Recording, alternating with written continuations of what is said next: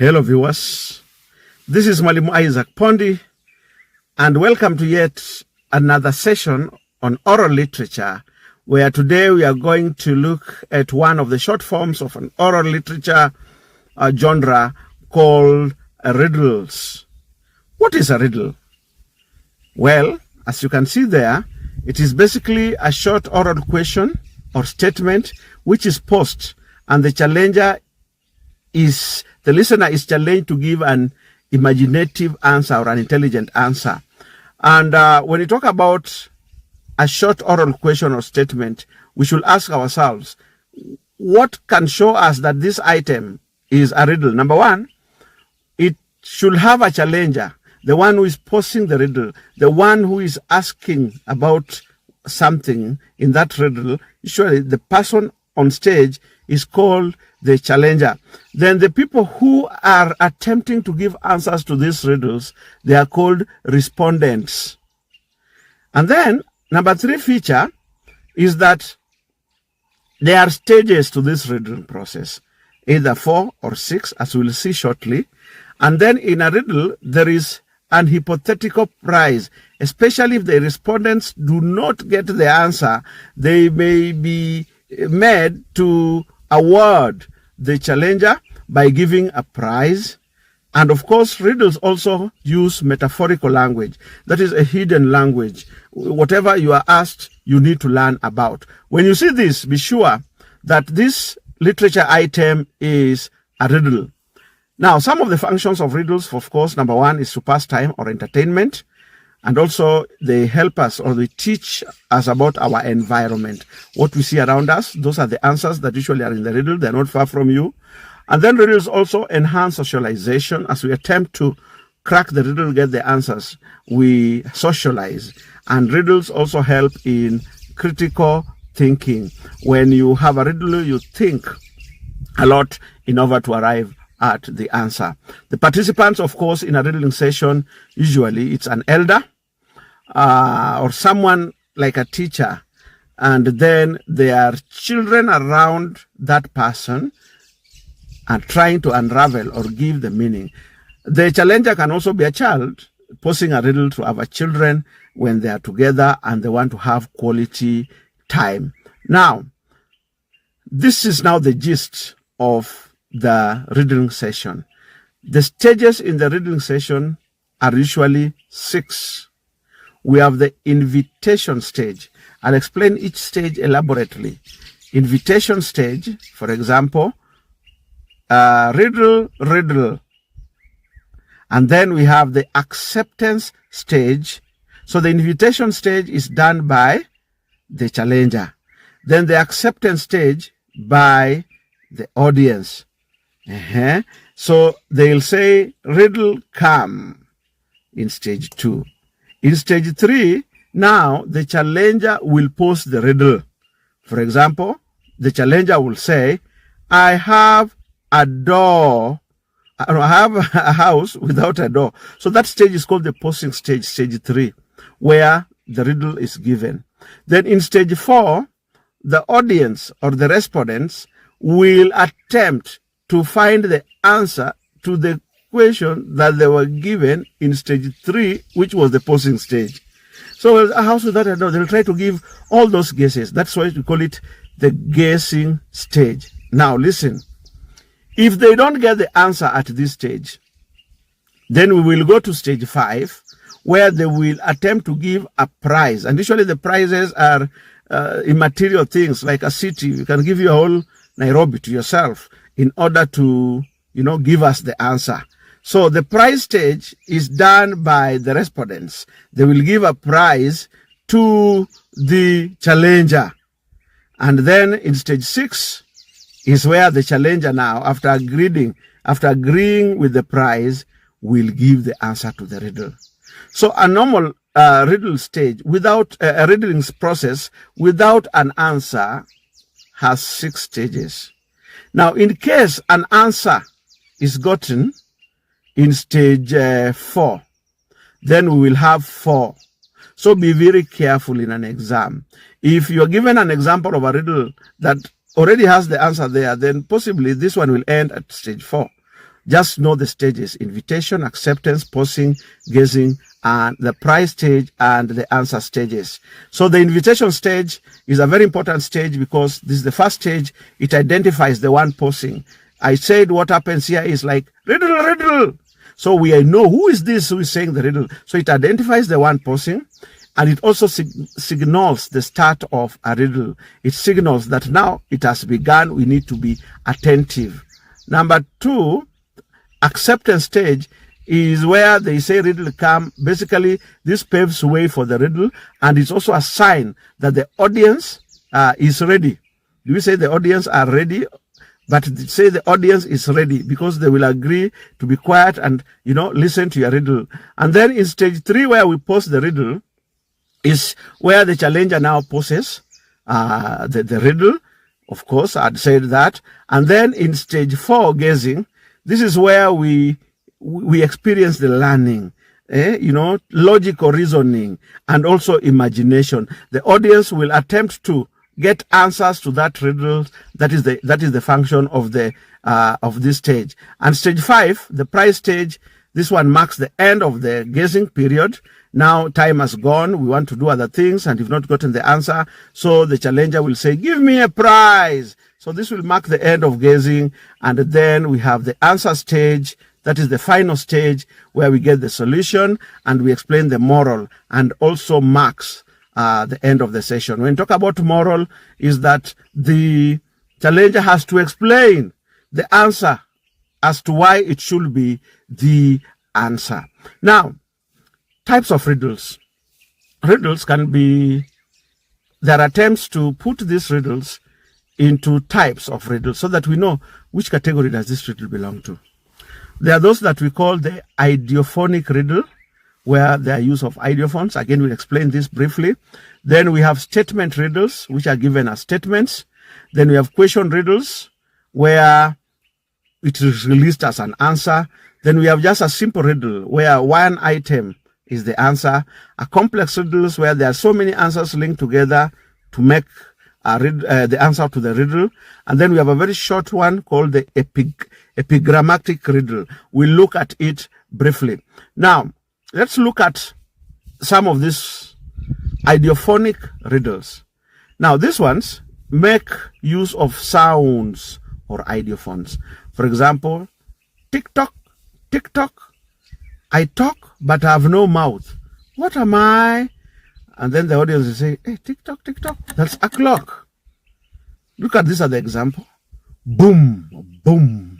I speak loudly, but have no tongue. What am I? Possibly this is a drum. So it employs the use of idiophones. The idiophones are those sounds that we hear as have been used. Then we have statement riddles. This is a statement, not a question. Just a statement. I have a head, but no brain, and a mouth, but do not speak. You have a head, no brain, and a mouth, but I don't speak. What is this? A river. So they will just say, "Oh, the river, yeah, it has the head, it has no brain, and it has a mouth. It does not speak." Another one, I move without legs and cry without eyes. Then they'll say the cloud. So these are statement riddles. Then we have question riddles, which are released in form of direct questions. For example, what has teeth but cannot bite? You think, "Hey, teeth cannot bite? Comb." Yeah, it's a comb. Then another one, what has a face and 2 hands but no arms and legs? Face, 2 arms, and no legs. Oh, clock. Wonderful. Now, let's go look at another one. Simple riddles, where we only have one item as the answer. Look at this. I shine in the day and hide at night. And we think, what is this, the shine? That's easy. The sun. Another one. I wear a coat, but I'm not cold. They say, what is this? Oh, sheep. So you see, those are simple riddles where we have one item as the answer. Then we have this one they call complex riddles. I'm becoming bigger than the presentation. I don't know. Can't do more than this. But complex riddles, these are riddles with several linked answers. For example, Three brothers walk together. One is black, one is red, and one is white. Who are they? Three brothers walking together. One is red. Is a red Indian. One is white. Is it an American? Another one is black. Oh, an African. African red. Who are these? Can't get it. But the answer is there. The black one is the charcoal. The red one is the fire. And the white one is the ash. So the answer is charcoal, fire, and ash. So that's why we call them complex. Another one, I have a house, a tenant, and a guard. Name them. A house, a tenant, and a guard. Then they say the house is the eggshell, the tenant is the yolk, and the guard is the egg white. Now, another one is what we call the epigrammatic riddles. These are very short, witty, and condensed. Very short. For example, always running, never moving, river. Silent teacher, book. So we call them epigrammatic because they are just brief, very brief, and witty.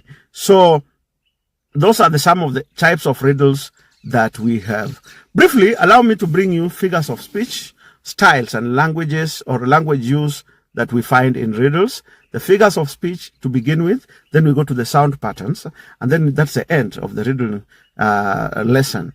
Now we have metaphors in riddles. How can we get a metaphor? Of course, we know a metaphor is an object described as if it is the other thing. Simply like that. For example, I am a white house with a yellow tenant, an egg. So the egg is the house and the yolk is the tenant. You know, you describe one thing as if it is the other. Then we have personification, where non-human objects are given human qualities. We know that already. I speak without a mouth and hear without ears. So it means this is not human. But then he speaks without a mouth, hear without ears, and then we're told it's an echo. Echo, of course, is just sound. So speaking and human and hearing are human attributes, but then they are given to an echo. We call that style personification. Now, of course, we have so many riddles. I'm just giving you, highlighting styles as they come. This other one, an object stands for a larger idea. That is symbolism. We have just an object which stands for a large idea. For example, a king surrounded by soldiers. If you look at that picture behind me, we can see so many, maize or corn maize, hiding a cob. So the maize cob symbolizes the king, while the grains are the soldiers. This must be a farming community. And then we look at irony, where we have contrast between expectation and reality. For example, it runs, yes, but it has no legs. The bat is what brings the contrast. It runs, but it has no legs. So what is this? Water. So running is associated with legs, yet water runs without what? Without legs. And then we have an hyperbole. Hyperbole is where we have exaggeration. For example, it eats a whole mountain in one day. Hey, what is this that can eat a whole mountain? So it's called fire. And by the way, fire can ravage. Within a very short time, it can do a lot of damage. And that is where we get the hyperbole. Then on the sound patterns, we have alliteration. Of course, we know that. Repetition of consonant sound at the beginning. Initial consonant sounds in a line. Big black bird, the sound of bo. Bo. The answer is the crow, of course, but then we see alliteration has been applied there. Then we have assonance, the vowel sounds. I lie in the light. The answer is the moon. So I, the I sound, the vowel sound I in lie and light. So lie, I and E in lie, and also in light. The I in light, they come and give us assonance as a style. Then we have consonant. Consonance is where we have, of course, repetition of consonant sounds. Tick-tock, tick-tock. CK give us the sound k. That is consonance in riddles. And then we have, of course, onomatopoeia. Onomatopoeia is where we have words that imitate natural sounds. common in idiophonic riddles. We talked about idiophones, and onomatopoeia can be closely related to idiophones. Usually I tell students that an idiophone is just the sound, the way it comes, the way you hear it. But then idiophones is writing it down, and it looks like a dictionary word. So boom, boom imitates the sound of a drum, and we can see it's a dictionary word. That is onomatopoeia. Find more. Then, of course, we have repetition, where words are repeated to enhance memorability and rhythm. Remember, riddles are short, so we have to employ sound patterns to make them memorable and also give them rhythm. For example, in Swahili, we say ina mdomo haili, I think that's what I meant. Ina mdomo haili, ina macho haioni. And then the answer is sindano. Sio shindano. Is it sindano or shindano? Find out. It is the needle. So the needle actually has a mouth, of course, but does not eat. It has an eye, cannot see. So it is a repetition. Ina mdomo, ina and ina, that brings really, that memorability. So guys, that is all about riddles for today. Like and share these lessons. See you in another lesson, and goodbye. Adios.